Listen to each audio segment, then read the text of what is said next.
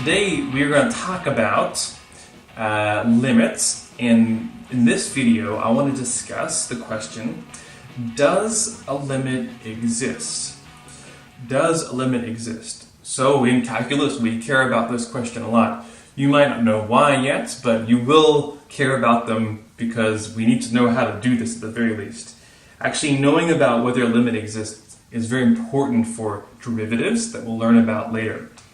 Okay, so I have two examples, f of x and g of x here.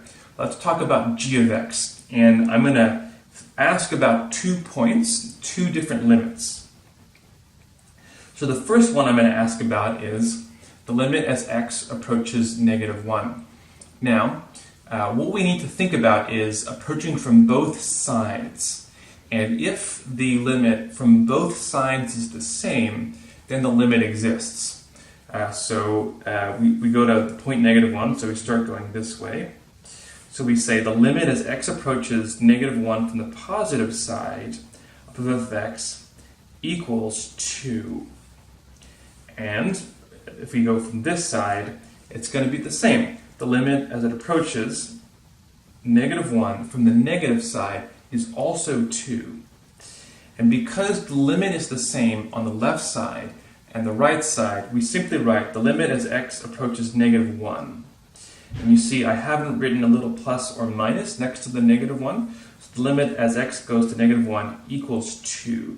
So this limit exists because it's the same on both the left side and the right side. Okay, so now the point from 3, it's not going to work. So we see as we approach from the positive side as x equals 3, that is 3. The y value there is 3. And if we approach from the negative side, the y value is 2.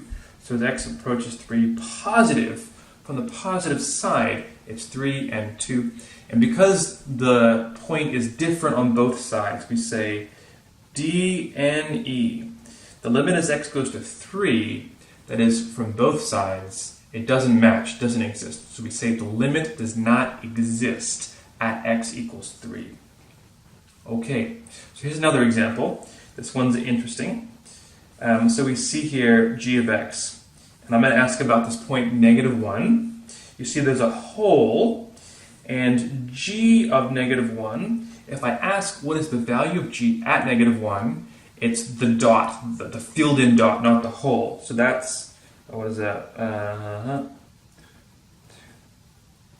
My points are off. 1, 2, 3, 4, 5, 6. Sorry about my lines. That is equal to 6. 1, 2, 3. This hole at y is 3. We now ask about the limit. So we think about the limit from the right side. That is equal to 3. And the limit from the left side is also equal to 3, as x approaches 1 from the negative side. So, the limit from the left and the right side does not equal to the value of g. But that actually doesn't matter if a limit exists whether or not, because the conditions are, I need the limit from the left side and the right side to match. And in this case they do. The limit from the left side and the right side are both 3. So we say the limit as x goes to -1 is equal to 3. So the limit in this case exists even though there is a hole, because it's the same from both sides. So when we're asking about does the limit exist, we want to ask the question, does the limit match from the left side and from the right side?